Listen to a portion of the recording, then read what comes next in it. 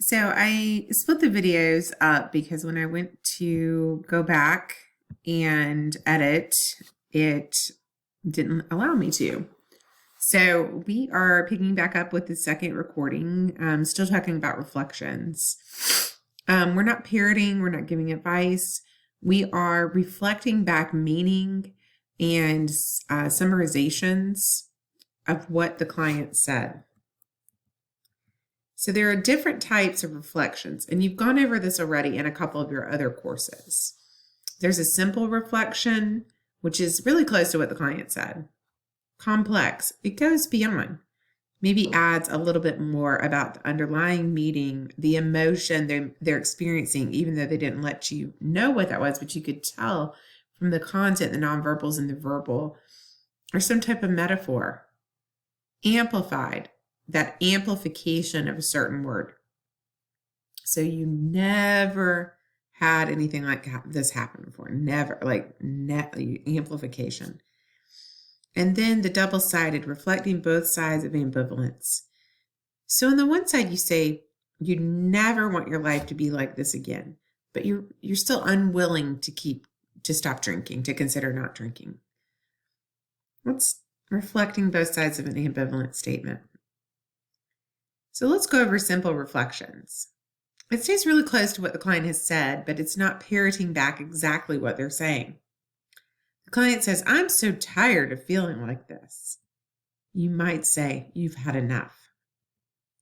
Client says, "I couldn't go to a meeting this week. I had to work." You're finding it difficult to go to meetings with your work schedule. See how we're saying the same thing back to them, but in a different language? They can hear that. And when you hear someone else say something back to you, it sounds different than when you say it. The client says, "My mom has anxiety too, and it annoys me. I'm a lot like her." You're noticing some similarities between you and your mom, and you're not really happy about that. Now, complex is different than simple. Simple is basically just restating with different words. Complex is inferring meaning. The client says, "No one is helping me. Everyone's harping on me to change this and that, but when I need help, there's no one there." The counselor says, "You feel alone in this. You feel completely alone." You see how powerful that is when I say it like that back to the client? The client says, "No one will give me a chance. I keep applying for jobs and no one's calling me back." The counselor says, "It's really frustrating when all of your efforts don't seem to pay off." This one, the client says, "This sucks." And you said, "You're not happy with what you're being asked to do," or vice versa. Sometimes you hear me say something like that. "Gosh, that really sucks." And so, you can do it that way too. A complex reflection adds meaning, goes deeper.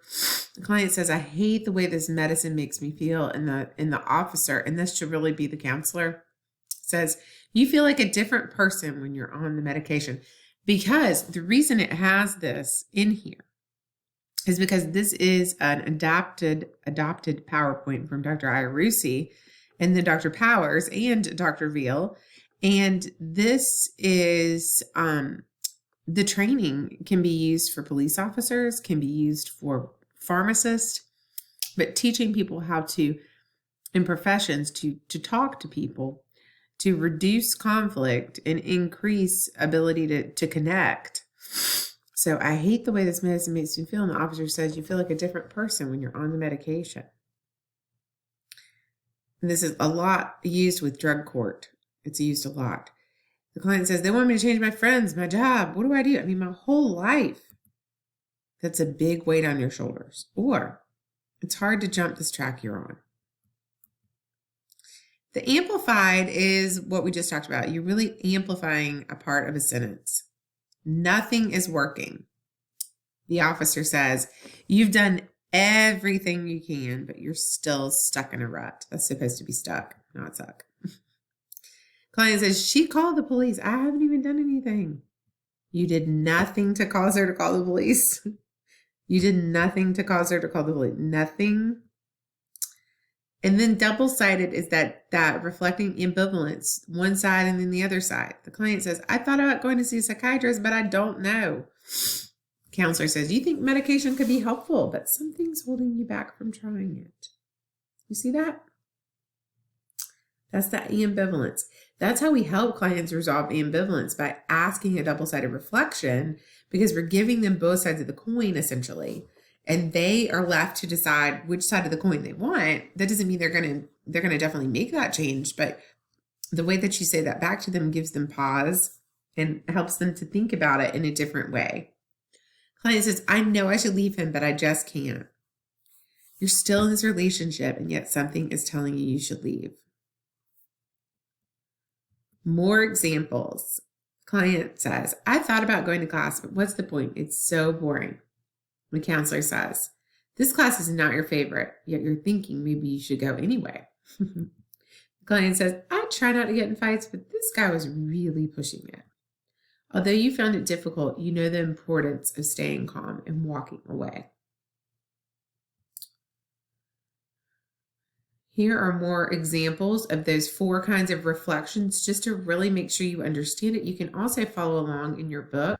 And we're going to practice this, but follow along in your text and read through the reflections, examples, and the activities for that. And we're going to practice in class, and this is part of what we'll be looking for in your tapes, for you to show us examples of these types of reflections. Summarizations, it's the OARS, ORS, the S. You're helping recap what's occurred in parts, not just the end, but in parts. I have to summarize a good bit when I'm starting out with clients and we're getting started and we've gone through some content, and I'll say back, okay, so, you got married and things were going well, and then you got sick and you got cancer and you started using pain pills, and you felt like your life was falling apart and out of control. Just to summarize that portion of the conversation that I had heard, or what I knew thus far, I'm making sure I have it correct. I'm hearing them correctly, that I'm getting what they want me to get, and help them also organize the story. There are different types of summarizations. In each one of these, there's a category in your book that goes really in depth, but also we're going to give you what you need to know in here as well. So don't panic if you don't have the book. I mean, I do think the book's a good resource, like I said, but so gather information together, present it back to the client. You're collecting. That's a type of summarization. There's linking.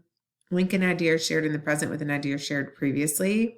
And then to shift attention, that's a transitional summarization.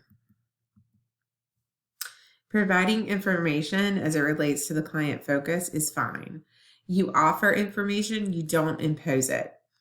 Ask for permission before you give the information. Don't give opinions, just facts. Provide information in the context of what you've seen to be helpful for other people. Ask the client what this information provided means to them. Don't provide too much at once. Another smart part of providing information is elicit, provide, elicit. Gather what they already know as the client. Ask for permission. I know some strategies that worked for other clients. Would you like to hear them? I have some information that you may be interested in. I have a resource support group network that's been helpful that we use in class, and that I use, would you be interested in hearing more about that? Yes, I would. Okay, let me pull this up on my phone. Let me show you, let me show you what the topics are and how to join the group. I'm actually use that as a resource, not only with you as my students in my group class, but also with my own clients. And I make sure they understand, do you know how to get to this? Let me write it down for you. How might this be helpful? Also, for instance, the tapping solution, the tapping app for anxiety, that's a great resource. That's something, apps are great for clients, especially younger clients, and I help them find it on their phone if they're interested. Then we go through a tapping together so they understand it. And then they go on, and then I check back when they come in to see if that was helpful. So that was it. All right.